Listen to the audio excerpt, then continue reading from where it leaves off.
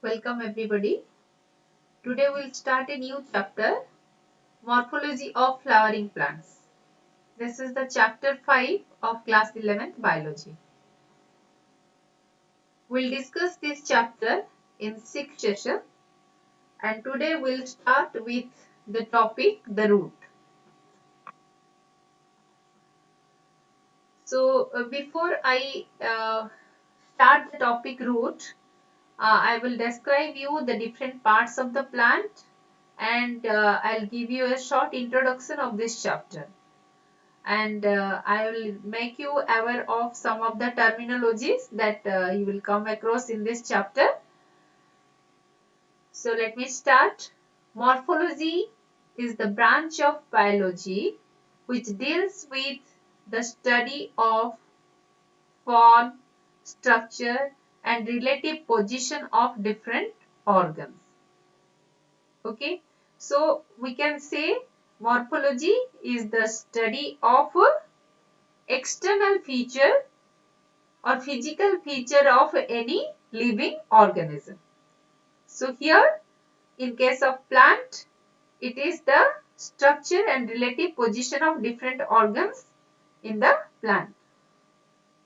Then plants, we have already discussed the classification of plant. So here we are discussing in this chapter about the flowering plants or the angiosperms.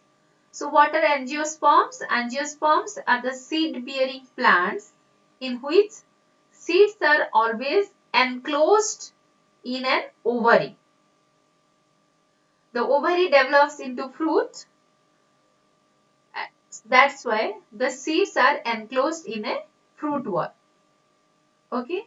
And another special feature of this plant is that in previous cases, that is in the other plant groups up to gymnosperm like bryophyte, pteridophytes and gymnosperm, we have studied about the sporophylls.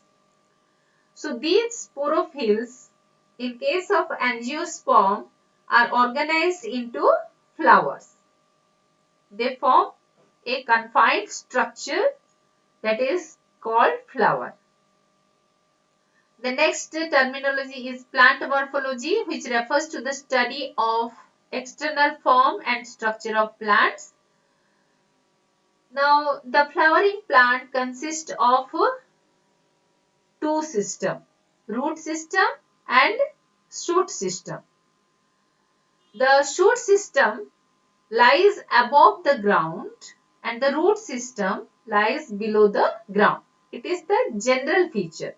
But as we go ahead, we'll study some exceptions to this also. But this is the general feature that the shoot system lies above the ground and the root system lies below the ground. And the shoot system bears branches, leaves, flowers and fruits. And uh, uh, the root, leaves and branches constitute the vegetative part of the plant. This is very important. So a plant has two types of parts. One is vegetative part, other is reproductive part. The vegetative part includes the root, leaves and branches which generally do not take part in the process of reproduction. But there are some exceptions too, because vegetative reproduction also takes place in which the leaves, branches, nodes, internodes take part in the process of reproduction. That is vegetative reproduction. But in general, these are the vegetative parts. Generally, they don't reproduce. But the main parts or the main organs of the plant that usually participate in the process of reproduction are the flowers, fruits and seeds. So that's why they are called the reproductive parts of the plant. Okay. So the shoot system consists of the branches, leaves, flowers, fruits, and again this shoot system and root system are divided into vegetative parts and reproductive parts. Okay. Now you can see here in the picture This is a typical angiosperm plant, and this is the ground level. So below the ground level, the part that is present is called root system, and the portion that is present above the ground level is called shoot system. And you can see that root system consists of the primary root, secondary root, like this. So we'll discuss what are primary, secondary roots later on. But in the shoot system, as I have told you, it consists of the branches.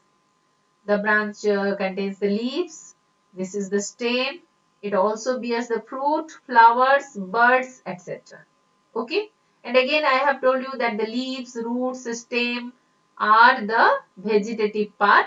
Usually, they don't participate in the process of reproduction. But the reproductive parts are the flowers, fruits, and seeds. Now, let us start the topic root. So what is root? Root is the descending, means which grows downward. It is non-green, that means there is no chlorophyll, and underground part. Okay, so root is the descending, grows downward, non-green without chlorophyll pigment, and underground part which lacks nodes, internodes, leaves, and buds. Let me tell you what is node and internode. So node means the region on the or the point on the stem from where the branches or the leaves are developed. That is node. So this is one node and this is another node, and the region between two successive nodes is called internode. So a root does not bear nodes, internodes, leaves, and buds. Okay, and root is mainly responsible for nutrition and support. Nutrition, how? It helps in absorption of the nutrients from the soil along with the water, and also it helps in fixing the plant in the soil. So that's why it provides support to the plant. Now, where from the root develops? The root develops from the radicle. Remember, this is very, very important. The root develops from the radicle. Then what is radicle? Radicle is the part in the embryo that develops from the seed. So what happens during the embryonic development, the radicle comes out from the seed coat in the form of a soft structure and moves towards the soil. And once it penetrates into the soil, it is called primary root. Am I clear? Radicle is the portion that gives rise to the root. The radicle is the part of the embryo which develops into the root. So this develops piercing out of the seed coat, and then it pierces into the or it grows towards the soil. So this is called primary root. Now let us discuss the types of root. There are mainly two types of root. One is taproot system, other is adventitious root. So what is taproot? The direct elongation of the radicle leads to the formation of primary root that I have already told you. When the radicle grows downward, piercing out the seed coat, then that root is called primary root. Now when it goes downward in different order, they develop several branches, and these branches are called secondary roots, and again the secondary roots are further branched to form the tertiary roots. Okay, so in this way the primary root, which is primarily developed from the radicle, is divided into secondary, tertiary, quaternary roots. Okay, so this primary root and its branches, that means secondary, tertiary and other roots, together constitute the tap root system. Very, very important. Okay, so as I have shown you in the picture, the root is having, there is a main root that goes elongated. Okay, that root is called primary root and other branches are called secondary, tertiary, quaternary root. So here you can see this is the seed and through the seed coat the radicle has emerged out and it is growing downward. Okay. Now this radicle develops into the primary root. Now here in this picture you can see this is the structure of taproot. So the main elongated structure that grows downward is called primary root. Now this primary root is further branched and these branches are called secondary root. And again these secondary roots are further branched and this is called tertiary root. Okay, and these tertiary and secondary roots are also called lateral roots because they are growing laterally on the primary root. Okay, now what is adventitious root? In some plant what happens, after some time the growth of the taproot stops and then the root develops from other parts of the plant like the branches from the leaves. Okay, and they are meant for various other functions. They do not perform the normal function of the root and such roots are called adventitious roots. So, in brief we can define adventitious root as the roots that develops from different parts of the plant other than radicle. Other than radicle. The root that develops from the radicle is called taproot. But the roots which are developed from the different parts of the plant other than radicle are called adventitious root. Now this adventitious root can be grouped into three types on the basis of their appearance. Okay. So in some plants like oryza, like paddy, triticum, wheat. Okay. So here the root arises from the base of the stem. So here the taproot is reduced and directly from the base of the stem a bunch of fibrous roots are developed and such type of roots are called fibrous root. Sometimes the roots are arising from the leaves as in case of bryophyllum. Okay. So in some cases the roots are developing from the stem. So stem is having nodes and internodes.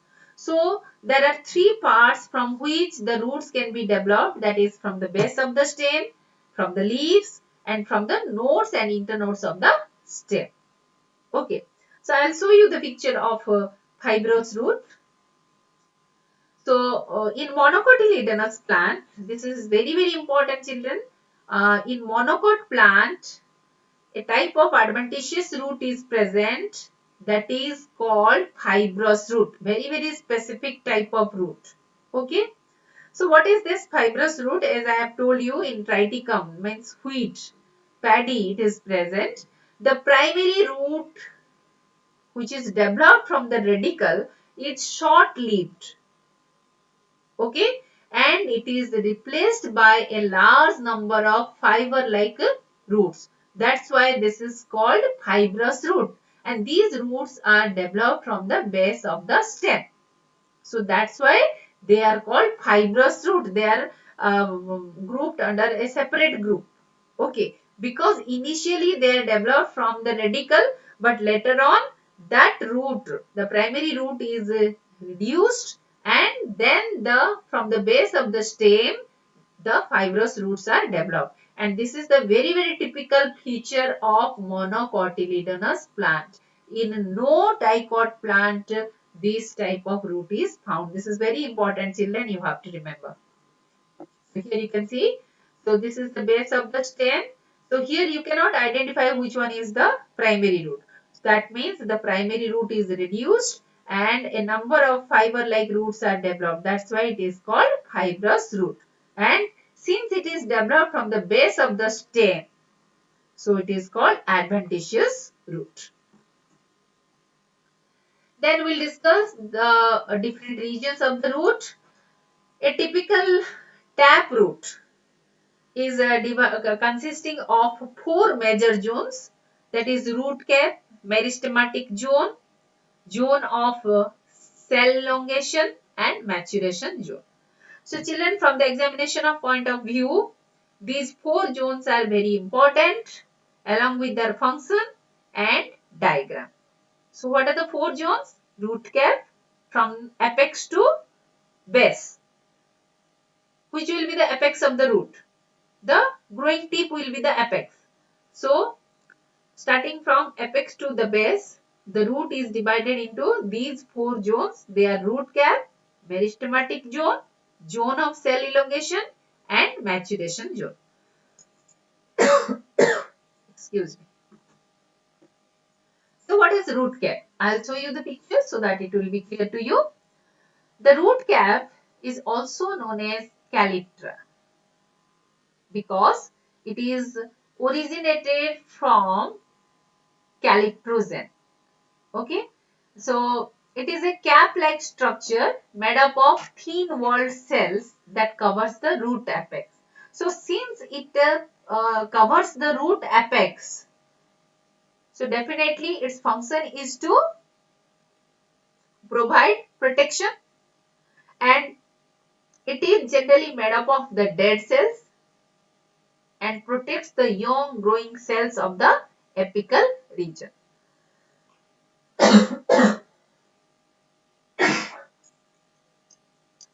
And remember children, this is very important. The root cap is absent in hydrophytes, that means aquatic plants. In aquatic plants, in place of root cap, there is another structure present that is called root pocket. Then they are also absent in epiphytes. Epiphytes means the plants which grows on other trees. Okay, so in their root also the root cap is not there. Then parasites like Cuscuta and other parasitic plants, the roots are not having the root cap, and also the mycorrhiza, because mycorrhiza is the association of the fungal hypha with the root. So they also don't have root cap. So this is very important. I have highlighted here. Now the next zone is meristematic zone. Just above the root cap, the meristematic zone is present. And as you know that meristematic zone means it consists of the meristematic cells. And what is the nature of meristematic cells? The meristematic cells have dense protoplasm and large nucleus.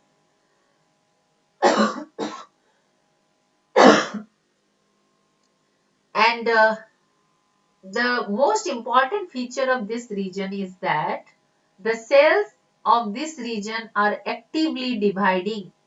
So, this is the main growing region of the root. Very important. So, first root cap, then meristematic zone where the meristematic tissue are present, which is continuously dividing. So, that's why it helps in growth of the root.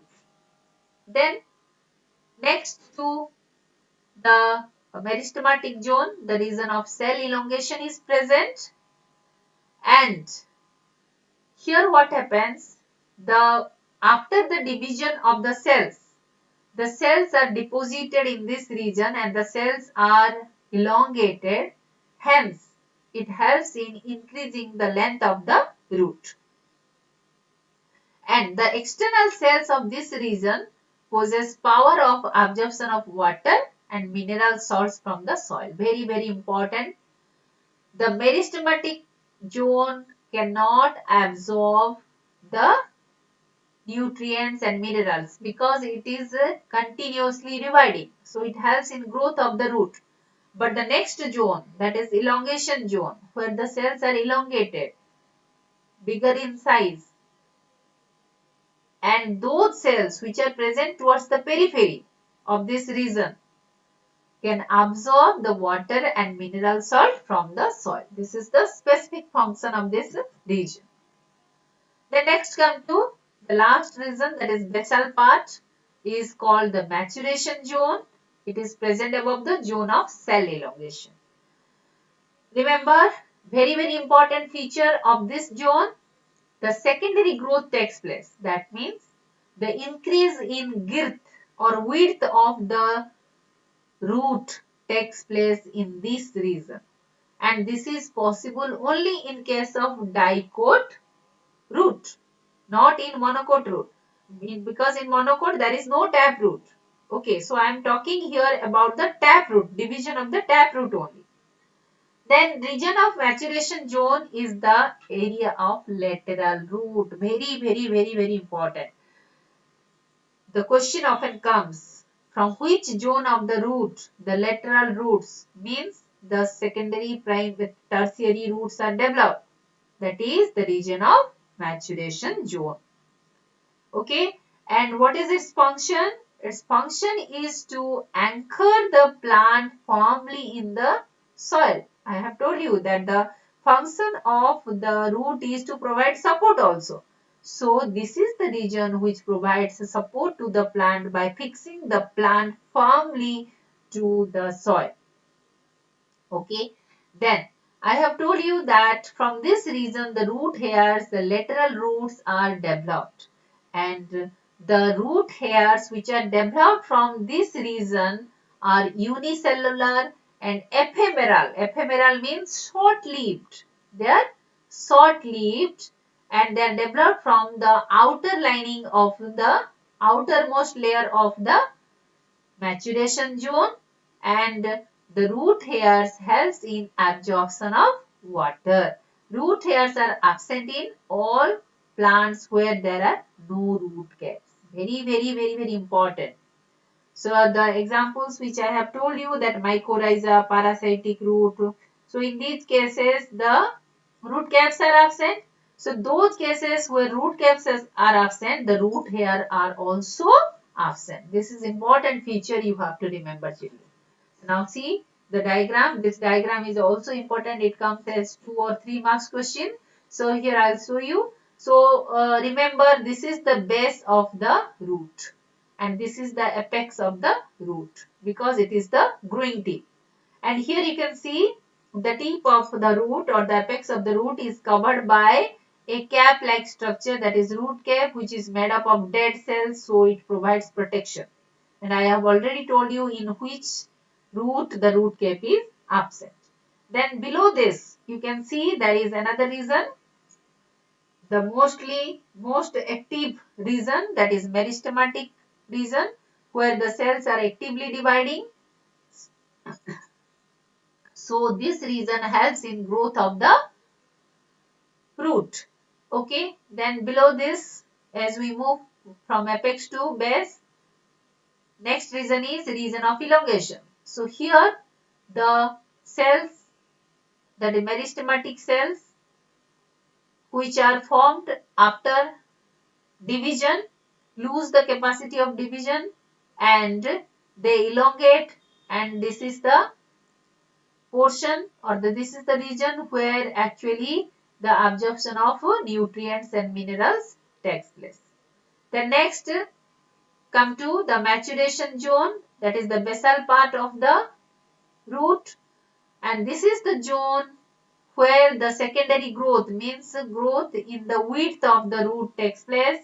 And very important, this is the zone where the root hairs, the lateral roots, that is secondary and tertiary roots, are developed. And these root hairs and lateral roots help in absorption of nutrients and minerals.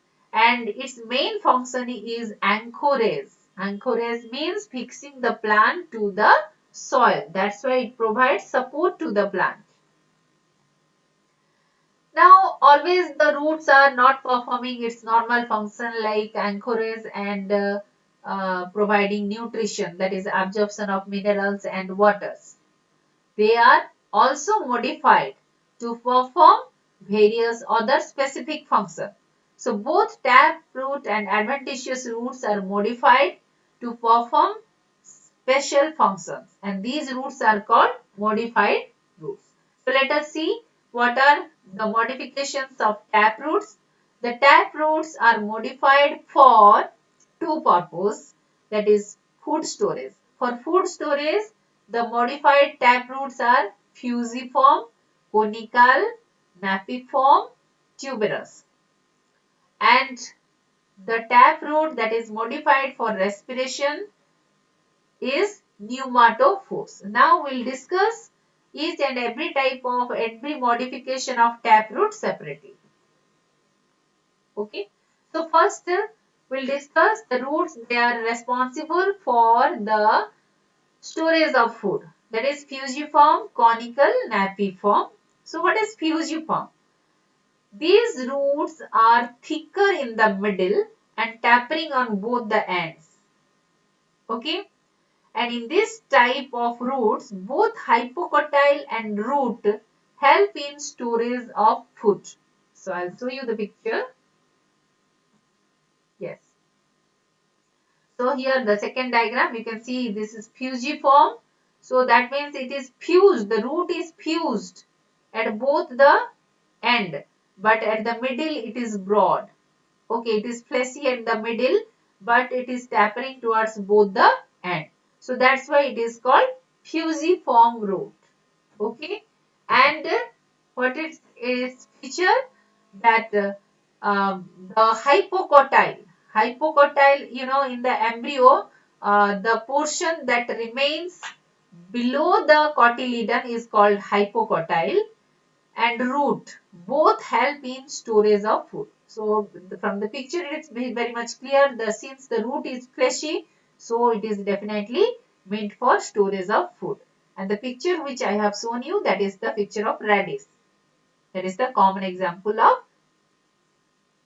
fusiform root. Then the next type of root that is for storage of food is conical root. So that very name indicates that the root is cone-shaped. So these roots are thicker at their upper side and tapering at the basal end, as in case of carrot. Let me show you the picture. So here you can see the conical root, the first one. So it is in the basal portion. This is the base, this is the apex. The apex is terminating and the basal part is wider, so its appearance is conical. That's why it is known as conical root. And this is this kind of root is present in case of carrot. Then third type of root is napiform root. So these roots become swollen and spherical at the upper end and tapering like a thread at their lower end. And the very common example, that is turnip brassica rapa, its scientific name, then sugar beet. I'll show you the picture. So here you can see the third diagram. So this is, here you can see the basal portion is spherical and very much fleshy, but it suddenly tapers towards the apex. Okay, the basal portion of the root is very much fleshy and almost spherical, then it suddenly fiber-like and tapering towards the apex. So such type of root is called napiform. Okay, and this is seen in case of beet, salgam. Okay, the next. So this is seen in case of turnip, I have told you, and sugar beet. Then come to the tuberous root. So this tuberous root do not have a regular shape. The shape is very irregular, but it is swollen and fleshy. So it helps in storage of food. An example is mirabilis. I'll show you the picture. So here you can see this is the root of mirabilis, which is not having a definite shape. Its shape is irregular. Okay, and this is called tuberous root, and since the root is fleshy, so it is meant for storage of food. Then the next type of root storage that is meant for storage is nodulated root. You might have heard about studied about the um, root nodules of legume. So these nodules are formed on the branches of the roots by the nitrogen fixing bacteria like rhizobium. And these nodules are, if you take the section of nodules, the nodules are pinkish due to the presence of pigment called leg hemoglobin. Very, very important, children.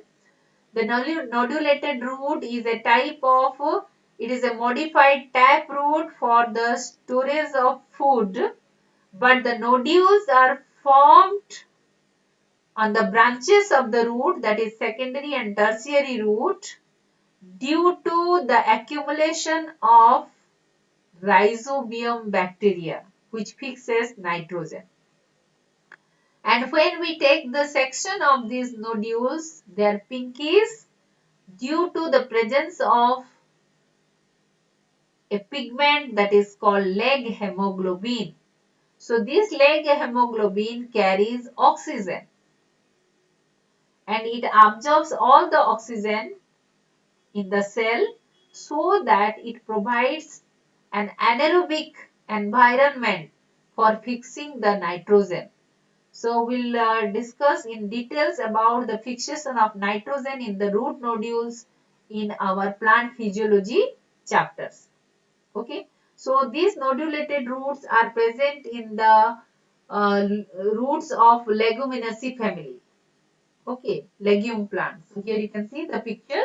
So in the main root, that is primary root, there is no nodule, but in the secondary and tertiary root, you can see the nodules are there, and these nodules contains the bacteria, nitrogen fixing bacteria. So I think all the 5 types of modification of taproots are clear to you. Then modification of taproot for respiration. So what is that root? That root is pneumatophores. So the plant which grows in marshy areas, means where more moisture is there and there is scarcity of oxygen in the soil, and you know that the different parts of the plant respire differently, unlike any animal. Animal are having definite respiratory system from where the oxygen is distributed to different parts, but in plant the different parts like a root, stem, leaf, they respire separately. So when some plants grow in marshy areas and that land is having scarcity of oxygen, then what happens? The tap root grows down, but the branches, some branches of the tap root grow vertically upward and comes to the surface of the soil. And these roots are having minute pores. That's why they are called pneumatophores. Pore, pneuma means pores. Okay, so that's why these roots are called pneumatophores, so that they can get oxygen from the atmospheres. Okay, so such type of roots are called pneumatophores. These are generally seen in case of Rhizophora, mangroves, Herityra. I'll show you the picture so that it will be clear to you. Here you can see this is Herityra. This is the picture of Sundarban. So here you can see the plant is, the big trees are having normal taproot. But here you can see the soil is very saline, marshy land is there, and no sufficient oxygen is there in the soil. So that's why the branches of the taproot emerges out of the soil and they are having minute pores. Through these pores they respire. That's why they are known as pneumatophores. Okay, and they help in breathing. That's why they are also called breathing root. Okay, now we'll discuss the modification of adventitious root. So here I have given the chart. If you remember this chart, then you can very easily remember the modification of taproot as well as adventitious root.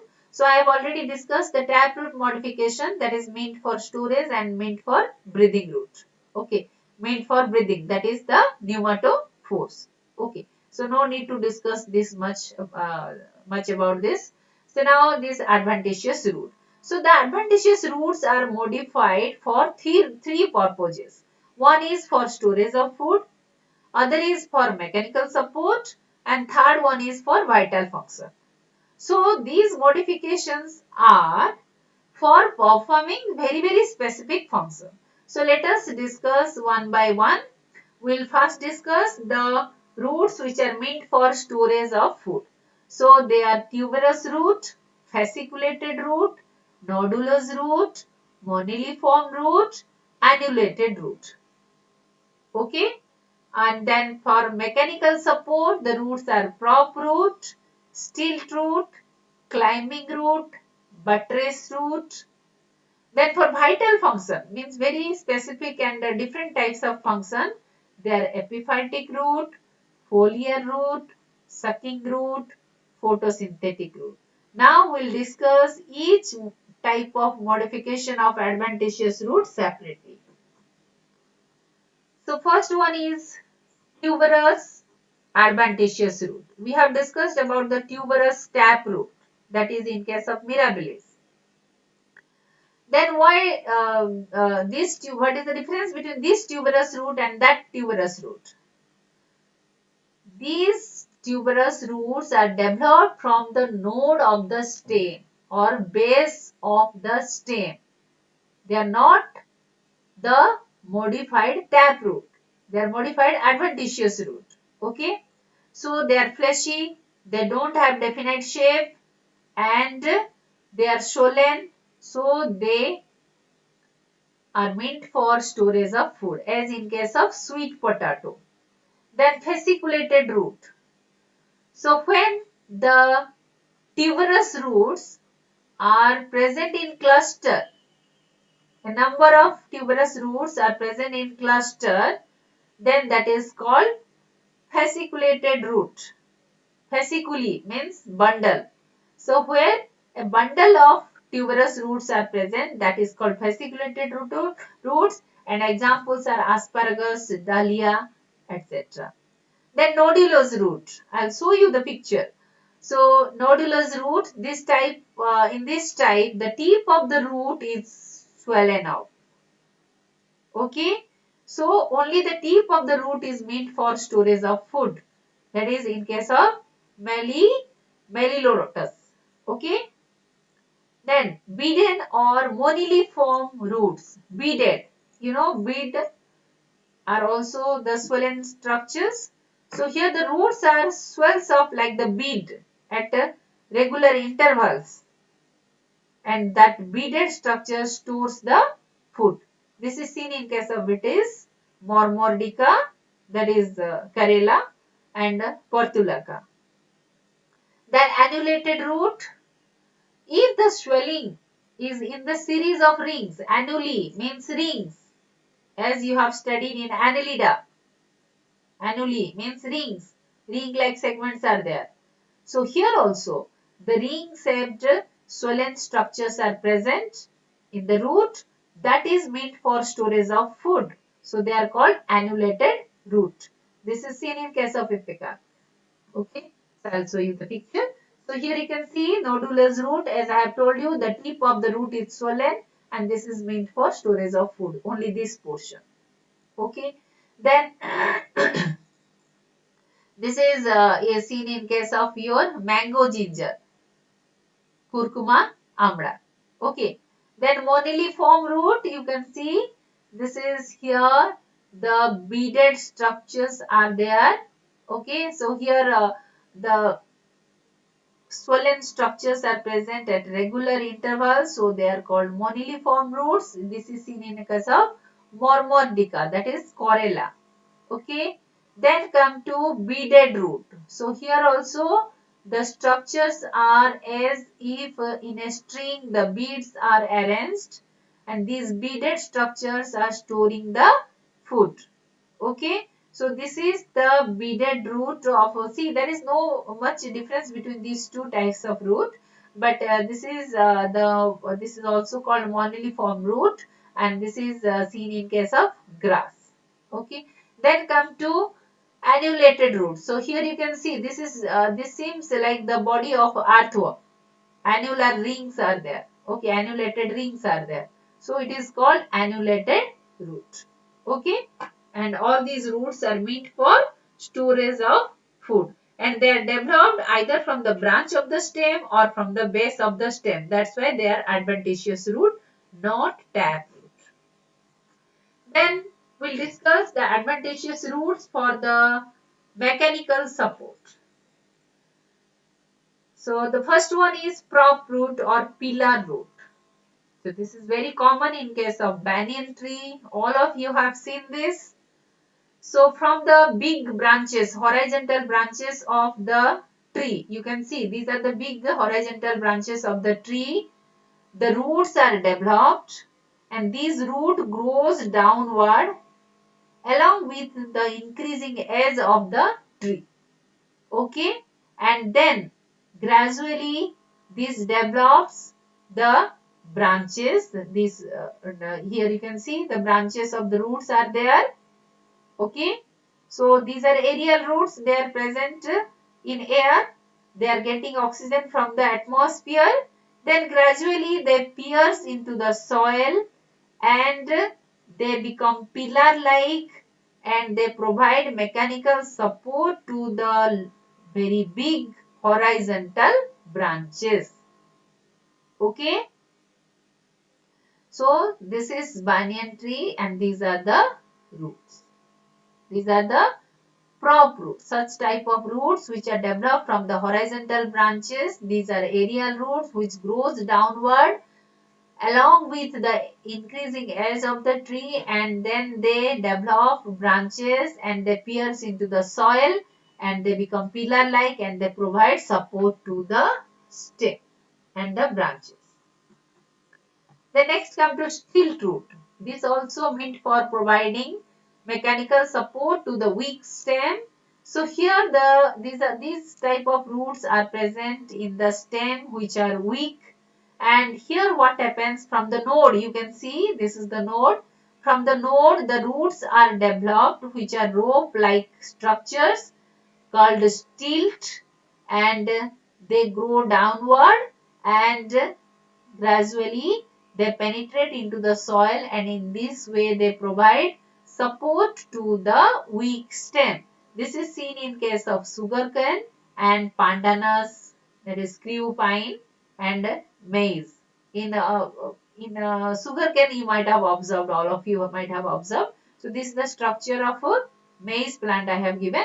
So in a sugarcane also the similar structure is there. Okay. Then the next type of root for buttress, that is for mechanical support is buttress root. So here you can see from the basal part of the stem, this is the basal part of the stem, the roots are developed and they are spreaded in a different direction as the butterfly moves in different direction. Okay, so that's why it is called buttress root. Okay, and this is seen in case of terminalia. Here I have shown you the picture of terminalia. Okay, such type of root also meant for providing mechanical support to the stem because here the stem is very big and elongated, so it requires much anchorage. Okay, that's why these type of roots are developed from the basal part of the stem and they are spreaded in different direction and they pierce into the soil and provide mechanical support to the stem. Now next, another type of root which provides mechanical support is climbing root. All of you have seen this and some of you may be having the money plant in a home, okay, as ornamental plant. And also we have misconception that if this plant grows better in our home, then our property will increase, money will increase. Okay, this is a misconception. Okay, so anyway, so these roots are arise from the root nodes. You can see this is the stem is weak, so the stem may fall on the ground. So that's why to climb up any support. So here you can see this is the support. To climb up this support, the roots are developed from the node of the stem and they pierce into the support and they help the plant to cling to the support. Okay, so in this way they provide mechanical support to the plant to grow, that is across the length of the supporting object. Okay, so here very much clear, the roots are developed here, they are from the nodal region. At one side the leaf is developed and on the other side the roots are developed. So this is seen in case of money plant. monstera, that is betel, pan का जो पत्ता होता है, black pepper. So in these cases, these type of roots are safe. Then we will discuss the advantageous roots which are modified for vital function, means very specific function like respiratory root. One of them is respiratory root. So these respiratory roots are present in Avicennia and Juicea. These examples you have to remember, children. So here what happens, generally these plants are growing near the water body. Okay. So in the soil, the oxygen quantity is less. So that's why some of the roots, here you can see some spongy roots are there. That root comes out from the soil and they are spongy, having minute spores like the sponges, and through these spores they respire. So that's why they are called respiratory roots. So actually these roots are developed from the nodes of the basal part of the stem. So here you can see this is the stem. This is the stem and this is the nodal part of the stem. This is node, this is node. From the nodal part of the stem, lower portion of the stem, the roots are developed. That's why they are adventitious root. But since they help in respiration, they are respiratory roots. Okay. The next come to the foliar roots or epiphyllous root. Epi means above, phyllos means leaf. So when any root develops over the or on the leaves, then that is called epiphyllous root. Okay. So here you can, in the picture you can see this is the leaf of a bryophyllum, and you can see the roots are developed from its notches. These are the notch of the leaf margin, and you can see that some new plants have already developed. So first the root develops, then the new plants also develops. And if you detach this small bud from this notch, then that will grow into separate new plant. This is seen in case of begonia and bryophyllum. This is the picture of bryophyllum. This is very common plant that we often keep it in our home. It is having like a medicinal value. Okay. The next root is sucking or hostile roots. They are also called parasitic root. Sucking means it sucks the nutrient from the other plant or the host plant. Okay. So that's why they are called parasitic root or hostile root, means they absorb the nutrient. So in parasitic plants, the root enter the stem of the host plant to absorb the nutrient from the host. That's why they are known as sucking root. So here in this picture you can see the green plant is the host plant, and these yellow fibrillar structures are the stem of cuscuta. And you know that the cuscuta is not having its tap root, it is not growing on the soil, rather it grows on other trees, and with the help of their root they pierce into the host plant and absorb the nutrient from them. Okay, so the cuscuta is the very common one I have shown you here, and other examples are viscum and dendrophthoid. Okay. So in this session we discussed about the features of taproot, adventitious root, difference between adventitious and taproot system. Then we discussed the division of a taproot or zones of a taproot with their functions. Then we discussed the modification of taproot and modification of adventitious root. And actually this modification takes place to perform the functions other than the normal function. Okay. So I think this is very much clear to you, this portion of this chapter. So in our next session, we'll discuss the stem, what is the general feature of stem, and then the modification of stem. Okay. So I hope you like my video. Thank you for watching the video till end. Thank you once again.